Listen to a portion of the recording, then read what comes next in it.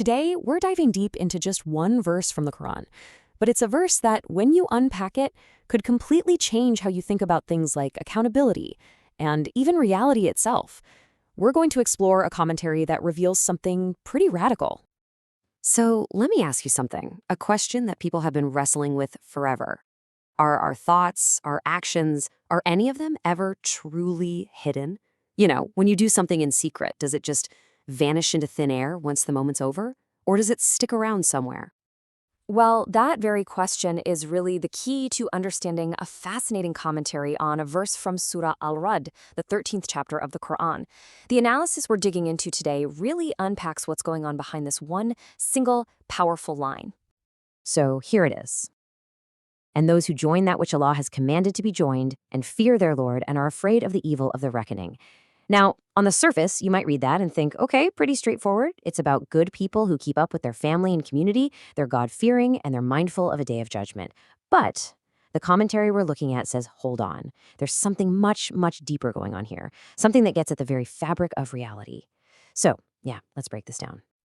All right, here's how we're going to tackle this. First, we'll look at this idea of an unseen connection. Then we'll explore the two different worlds of knowledge that this commentary talks about. From there, we'll get into the really mind-bending part, the idea of your own self as the ultimate witness. And finally, we'll tie it all together and see what this means for any action you think is hidden. Okay, so let's zoom in on that very first phrase, to join what Allah has commanded. Now, a lot of the time, people interpret this as, keeping up with your social duties, your family ties, your responsibilities to the community. And look, that's definitely part of it, for sure. But this particular analysis says that's just scratching the surface. It argues the verse is pointing to something way more fundamental. The core argument here, the real heart of it, is that this command is about connecting our physical, everyday, observable lives to a divine, unseen reality.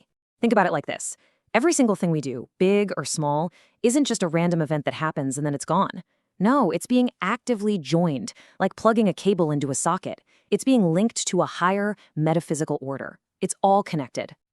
So this whole idea of joining the physical world to a metaphysical one, that naturally leads us to a really central concept in this commentary. And that's the idea that there are actually two distinct realms of existence, two worlds of knowledge we need to understand. Okay, so this commentary lays out these two worlds. On one hand, you've got the Alam al-Shahada, which is basically the seen world. It's everything you and I can perceive with our senses, the physical world, what we do, what we see. Simple enough, right? But then there's the Alam al-Ghaib, the unseen world. This is the ultimate reality, the realm of divine knowledge that's totally beyond our human perception. And here's the kicker. The commentary argues that everything we do in our seen world makes a direct, permanent mark on the unseen world. And this next verse, wow, it just perfectly captures the sheer scope of that unseen knowledge. He knows the fraud of the eyes and what the breasts conceal. I mean, think about that. Nothing gets past this awareness. Not a quick, dishonest look, not a secret thought you're hiding deep down. In that unseen realm, everything is an open book. But that brings up a huge question, right? How? How is all of this known?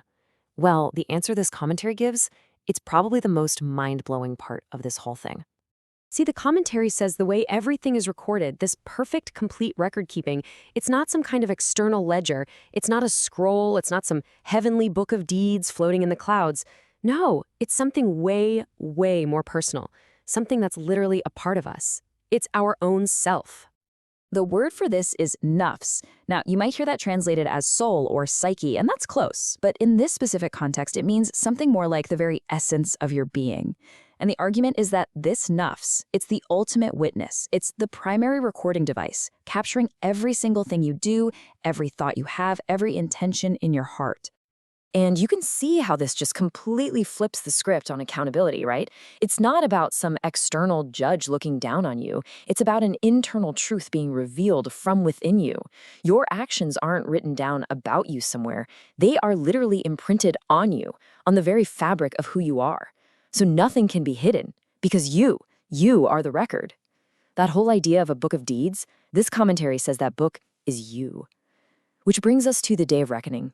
On that day, there's no need to call other witnesses. Your own self is the star witness. And this isn't just an interpretation pulled from thin air.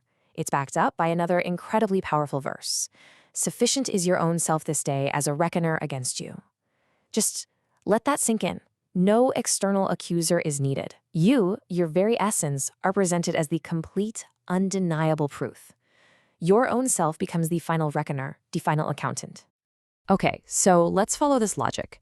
If every single action is literally engraved onto our very soul, our nefs, what does that mean for all the stuff we do in secret? What happens to the parts of our lives that we think are hidden away from everyone? Well, according to this analysis, secrecy is just a temporary illusion. It's a condition of this physical, seen world. Think of it this way.